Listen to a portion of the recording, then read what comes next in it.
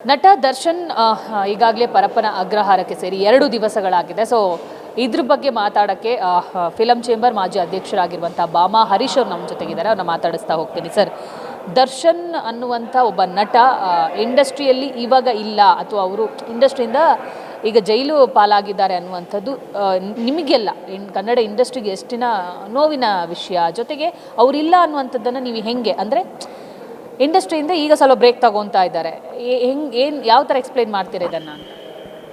ನನಗೆ ಆ್ಯಕ್ಚುಲಿ ತುಂಬ ಬೇಸರ ಆಯ್ತಮ್ಮ. ಅವತ್ತು ಸುಪ್ರೀಂ ಕೋರ್ಟ್ ಆದೇಶ ಬಂದಾಗ ನಿಜ ನಂಗೆ ತುಂಬಾ ಬೇಸರ ಆಯಿತು.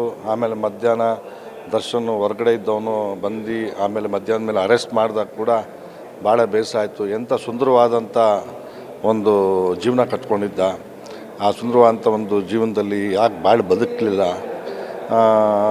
ಅವನ ಬುದ್ಧಿ ಯಾವ ಕಡೆ ಹೋಯ್ತು ಅನ್ನೋದು ತುಂಬಾ ಬೇಸರ ಆಯಿತು. ಎಷ್ಟು ಸುಂದರವಾಗಿತ್ತು ಅವನ ಜೀವನ ಅಂಥೇಳಿ ತುಂಬಾ ಬೇಸರ ಆಯಿತು. ಯಾಕಂದರೆ ಇನ್ನೊಂದ್ಸತಿ ಹೋದ್ರೆ ತಿರ್ಗಿ ಇನ್ನು ಯಾವಾಗ ಏನು, ಯಾಕಂದ್ರೆ ಸುಪ್ರೀಂ ಕೋರ್ಟ್ ಅಂದಮೇಲೆ ಎಲ್ಲರೂ ಪ್ರತಿಯೊಬ್ಬರು ತಲೆ ಬಾಗಲೇಬೇಕು. ದೊಡ್ಡವರು ಚಿಕ್ಕವರು, ಸೆಲೆಬ್ರಿಟಿ ನಾನ್ ಸೆಲೆಬ್ರಿಟಿ ಅಂತೇನಿಲ್ಲ. ಇಲ್ಲಿ ಕಾನೂನು ಅಂದರೆ ಎಲ್ಲರಿಗೂ ಒಂದೇ. ಬಟ್ ನನಗಂತೂ ಯಾಕಂದರೆ ನಾನು ನನ್ನ ಪಿಕ್ಚರಲ್ಲಿ ನಾನು ಬೆಳೆಸಿದ ಹುಡುಗ, ನನ್ನ ಚಿತ್ರದಲ್ಲಿ ಮೊದಲನೇ ಬಾರಿಗೆ ನಾಯಕ ನಟನಾಗಿ ಮಾಡ್ದೆ. ಆ ಒಂದೆಲ್ಲ ನಾನು ಮತ್ತೆ ಅವತ್ತೆಲ್ಲ ನಾನು ತುಂಬಾ ರೀಕಲೆಕ್ಟ್ ಮಾಡಿಕೊಂಡೆ. ದರ್ಶನ್ದು ಪಾಪ ಎಷ್ಟು ಚೆನ್ನಾಗಿದ್ದ, ಏನು ಎತ್ತ ಅಂಥೇಳಿ ನನಗಂತೂ ತುಂಬಾ ನೋವಾಯಿತು ಅಂತ. ಯಾಕಂದರೆ ಇದು ಎಷ್ಟೋ ಜನಕ್ಕೆ ಇದೊಂದು ನಿದರ್ಶನ ಕೂಡ ಆಗುತ್ತೆ. ಯಾಕಂದರೆ ಈ ಒಂದು ಸುಪ್ರೀಂ ಕೋರ್ಟ್ದು ಏನು ತೀರ್ಪು ಬಂದಿದೆ, ನಿಜವಾಗ್ಲೂ ನಾವು ಏನು ತಪ್ಪು ಮಾಡಬಾರ್ದು, ಆತುರವಾಗಿ ಯಾವುದೇ ನಿರ್ಧಾರ ತೊಗೊಬಾರ್ದು, ಕೆಟ್ಟ ಒಂದು ಇದಕ್ಕೆ ಯಾವುದು ಕೆಟ್ಟ ನಿರ್ಧಾರ ತೊಗೊಬಾರ್ದು. ನಿಜವಾಗ್ಲೂ ಇದು ಒಂದು ಒಳ್ಳೆಯ ಸಂದೇಶ ಕೂಡ ಇದು. ಯಾರಿಗೇ ಆಗಲಿ ಕೋರ್ಟ್ ಬಿಡಲ್ಲ ಅಂತೇಳಿ. ಬಟ್ ನನಗಂತೂ ದರ್ಶನ್ ತುಂಬಾ ಬೇಸರ ಆಯಿತು.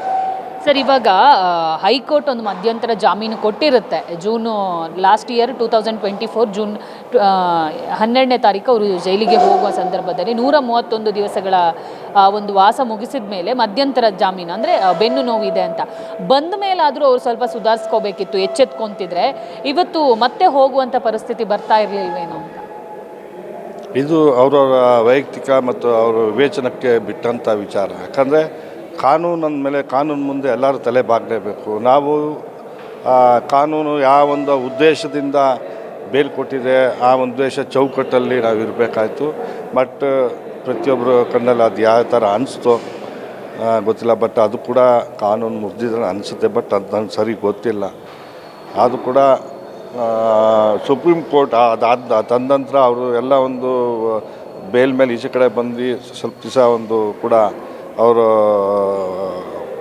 ಒಂದು ಒಡನಾಟ, ಒಂದು way of living, way of style of living ಅದೆಲ್ಲ ಒಂಚೂರು ಬದಲಿಸ್ಕೊಂಬೋದಾಯಿತು. ಬಟ್ ಅದ್ರ ಬಗ್ಗೆ ಅವರೊಂದು ವೈಯಕ್ತಿಕ ವಿಚಾರಕ್ಕೆ ಬಿಟ್ಟಿದ್ದಮ್ಮ. ಬಟ್ ಇವತ್ತೇನು ಸುಪ್ರೀಂ ಕೋರ್ಟ್ ಆದೇಶ ಬಂದಿದೆ, ಸುಪ್ರೀಂ ಕೋರ್ಟ್ ಆದೇಶಕ್ಕೆ ಸೆಲೆಬ್ರಿಟಿ ಆಗ್ಬೋದು, ನಾನ್ ಸೆಲೆಬ್ರಿಟಿ ಆಗ್ಬೋದು, ಎಲ್ಲದಕ್ಕೂ ತಲೆ ಬಾಗಲೇಬೇಕು. ಬಟ್ ಅದು ಕೂಡ ದರ್ಶನ್ಗೇನು ಆ ಒಂದು ಇದಾಯಿತು. ಯಾಕಂದರೆ ಇವತ್ತು ಇಂಡಸ್ಟ್ರಿ ದೊಡ್ಡ ಮಟ್ಟಕ್ಕೆ ಅವ್ನು ಬೆಳಿಬೋದಾಯಿತು. ಅವನ ಕೈಯಾರೆ ಅವನೇ ಜೀವನ ಹಾಳು ಮಾಡಿಕೊಂಡ ಅನ್ನೋ ನೋವು ನನಗಿದೆ. ಯಾಕಂದರೆ ನಾನು ಕೂಡ ಮೊದಲನೇ ಅವನ ಮೆಜೆಸ್ಟಿಕ್ ಚಿತ್ರದ ನಿರ್ಮಾಪಕ ಕೂಡ. ಆ ಒಂದು ನಿರ್ಮಾಪಕನಾಗಿ ಆವಾಗಿಂದ ಓಡಿರೋ ನಾನು. ಅವ್ನು ಗ್ರಾಸ್ ರೂಟ್ ಅವನ ಹತ್ರ ಏನೂ ಇರಲಿಲ್ಲ, ಏನು ಇಲ್ದಿದ್ದಾಗಿಂದ ನೋಡಿದ್ದೀನಿ. ಅವ್ನು ಬೆಳೆದಿ ಮಟ್ಟ ಇವತ್ತರೆಗೂ ನಾನು ನೋಡಿದ್ದೀನಿ. ಬಟ್ ಒಂದು ಸುಂದರವಾದಂಥ ಅವಕಾಶ, ಸುಂದರವಾದಂಥ ಒಂದು ಲೈಫು ರೂಪಿಸ್ಕೊಬೇಕಾದ್ರೆ, ಒಂದೊಳ್ಳೆ ಸ್ಟಾರ್ಡಮ್ ಬರಬೇಕಾದ್ರೆ ಅವ್ನ ಲೈಫು, ಅವ್ನ ಜೀವನ ಅವನೇ ಹಾಳು ಮಾಡ್ಕೊಂಡ ಅನ್ನೋ ಒಂದು ನೋವು ನನಗಿದೆ. ಸರ್, ನೀವು ಮೆಜೆಸ್ಟಿಕ್ಕಿಂದ ಇಲ್ಲಿ ತನಕ ಜರ್ನಿಯನ್ನು ನೋಡಿದ, ಆವಾಗ ಇದ್ದಂಥ ದರ್ಶನ್ಗೂ ಇವಾಗ ಇದ್ದಂಥ ದರ್ಶನ್ನು ಎಷ್ಟು ಡಿಫ್ರೆನ್ಸ್ ಅನಿಸುತ್ತೆ? ಯಾಕಂದರೆ ಅವರ ಮಾತುಗಳಲ್ಲಾಗಿರ್ಬೋದು, ವರ್ತನೆಗಳು ಅದೊಂದಿಷ್ಟು ನೋಡುಗರಿಗೆ ಬೇರೆ ಥರನೇ ಅನಿಸುತ್ತೆ. ಸೊ ಇದ್ರ ಬಗ್ಗೆ ಹೇಳೋದು ನಮ್ಮ ಏನು ಭಗವಂತ ಒಂದು ಬಡತನ ಇರುತ್ತೆ. ಬಡತನ ಮತ್ತು ಈ ದಿಢೀರ್ ಶ್ರೀಮಂತಿಗೆ ಬಂದಾಗ ಕೂಡ ನಾವು ಹಿಂದೆ ಹೆಂಗೆ ಬಡತನದಲ್ಲಿದ್ದೋ ಅದು ನೆನೆಸ್ಕೊಂಡು ಬಾಳಿ ಬದುಕಬೇಕಂತ ಪ್ರತಿಯೊಬ್ಬರು ಒಂದು ಕರ್ತವ್ಯ ಕೂಡ. ಬಟ್ ದರ್ಶನ್ನು ತುಂಬ ಸಜ್ಜನ, ಸರಳತೆ ಇತ್ತು. ಆಮೇಲೆ ಅವನು ದೊಡ್ಡವರು, ಹಿರಿಯರು, ಕಿರಿಯರು ಅನ್ನೋ ಒಂದು ಪ್ರೀತಿ, ವಿಶ್ವಾಸ, ಗೌರವ ಕೂಡ ತುಂಬ ಇಟ್ಕೊಂಡಿದ್ದ ಅವನು ಕೂಡ ದರ್ಶನ್ನು. ಬಟ್ ಆಮೇಲೆ ಅವ್ರ ತಾಯಿ ತುಂಬ ಒಳ್ಳೆಯವರಮ್ಮ. ಆಮೇಲೆ ಮಕ್ಕಳನ್ನ ತುಂಬ ದಿನಕರ್ಗಾಗಲಿ, ದರ್ಶನ ಆಗಲಿ, ಅವ್ರ ಸಿಸ್ಟ್ರಿಗಾಗಲಿ ತುಂಬ ಕಷ್ಟಪಟ್ಟು ತುಂಬ ಸಾಕಿದ್ದಾರೆ. ಹಸು ಕಟ್ಕೊಂಡು ಹಾಲು ಕರ್ದು ಹಾಲು ಎಲ್ಲ ಇವನು ದರ್ಶನ ಕಷ್ಟ ಬಿದ್ದವನೇ, ಇಲ್ಲ ಅಂತಲ್ಲ. ಬಟ್ ಒಂದು ಒಳ್ಳೆ ಸಂದರ್ಭ ಬಂದಾಗ ಅವರು ಕೈಯಾರೆ ಅವ್ರ ಜೀವನ ಹಾಳು ಮಾಡ್ಕೊಳ್ಳೋದು ನೋವು. ಸರ್, ಎಲ್ಲೋ ಒಂದು ಕಡೆ ಅಭಿಮಾನಿಗಳ ಅತಿರೇಕದ ವರ್ತನೆಯೂ ದರ್ಶನ್ ಈ ಪರಿಸ್ಥಿತಿಗೆ ಕಾರಣ ಆಯಿತು. ಈಗ ದರ್ಶನ್ ಒಬ್ಬನಿಗೇ ಅಭಿಮಾನಿಗಳಿಲ್ಲ. ನಾಳೆ ಶಿವಣ್ಣಂಗಿತ್ತು, ಪುನೀತ್ ಅವ್ರಿಗೆ ಇವತ್ತೂ ಇದ್ದಾರೆ, ಶಂಕರ್ ನಾಗ್ ಅವ್ರು ಸತ್ತು ಎಷ್ಟು ವರ್ಷ ಆಯಿತು, ಇವತ್ತಿಗೂ ಶಂಕರ್ ನಾಗ್ ಅಭಿಮಾನಿಗಳು ಪ್ರತಿಯೊಬ್ಬರು. ಆಟೋ ಡ್ರೈವರ್ ಕೂಡ ಇವತ್ತು ರಾಜ್ಕುಮಾರ್ ಅಭಿಮಾನಿ, ವಿಷ್ಣುವರ್ಧನ್ ಅಭಿಮಾನಿಗಳು ಇವತ್ತು ತಾವು ನೋಡಿರ್ಬೋದು. ಮೊನ್ನೆ ನಡೆದ ಎಷ್ಟು ಜನ ಅಭಿಮಾನಿಗಳಿದ್ದಾರೆ. ಬಟ್ ಅಭಿಮಾನಿಗಳ ಮಾತು ಕಟ್ಕೊಳ್ಳೋ ನಟ ಇದು ಮಾಡೋದು. ಬಟ್ ಅವನ್ನ ಪ್ರೀತಿಸಬೇಕು, ಅವರು ಕೂಡ ಇವ್ರನ್ನ ಪ್ರೀತಿಸಬೇಕು. ಆ ಥರ ಒಂದು ಇಟ್ಕೊಳ್ಬೇಕು ಹೊರತು ತಮ್ಮ ಬುದ್ಧಿ, ತಮ್ಮ ಯಾವುದೇ ನಟ ಆಗಲಿ ತನ್ನ ಬುದ್ಧಿ ತನ್ನ ಕೈಯಲ್ಲಿರಬೇಕು. ಇನ್ನೊಬ್ಬರು ಮಾತಿಗೆ ಹಿತ್ತಾಳೆ ಕಿವಿ ಆಗಬಾರ್ದು. ಯಾವುದೇ ನಟ ಆಗಲಿ ತನ್ನ ಬುದ್ಧಿ ತನ್ನ ಕೈಯಲ್ಲಿರಬೇಕು, ಇನ್ನೊಬ್ಬರು ಮಾತುಗಳಿಗೆ ಹಿತ್ತಾಳೆ ಕಿವಿ ಆಗ್ಬೋದು. ಬಟ್ ಎಲ್ಲೋ ಒಂದು ಕಡೆ ಪರಿಸರ ಕೂಡ ದರ್ಶನ ಒಂದು ತಪ್ಪು ದಾರಿ ಎಳೀತು ಅಂತೇಳಿ ನಾನು ದೂರದಿಂದ ನೋಡಿದಾಗ ಅನ್ಕೊತೀನಿ. ಸರ್, ಇವಾಗ ಡೆವಿಲ್ ವಿಚಾರಕ್ಕೆ ಬರೋದಾದರೆ ಅಕ್ಟೋಬರ್ ಎಂಡಲ್ಲಿ ಸಿನಿಮಾ ರಿಲೀಸ್ಗೆ ಪ್ಲ್ಯಾನ್ ಇದ್ದಿದ್ದು. ಸೊ ಈ ಸಿನಿಮಾದ ಬಗ್ಗೆ ನಿಮಗೆ ಎಷ್ಟು ಗೊತ್ತು? ಕಂಪ್ಲೀಟ್ ಆಗಿದೆಯಾ? ಸಿನಿಮಾ ಶೂಟಿಂಗ್ ವಿಚಾರ ನಿಮ್ಮ ಹತ್ರ ಏನಾದರೂ ಯಾರಾದರೂ ಡಿಸ್ಕಷನ್ ಮಾಡಿದ್ದಿದೆಯಾ ಪ್ರಕಾಶ್ ಅವರು? ಇಲ್ಲ, ಯಾಕಂದ್ರೆ ನನಗೂ ಮಿಲನ ಪ್ರಕಾಶ್ ಅವ್ರು ಸಿಕ್ಕು ತುಂಬ ದಿನ ಆಯಿತು.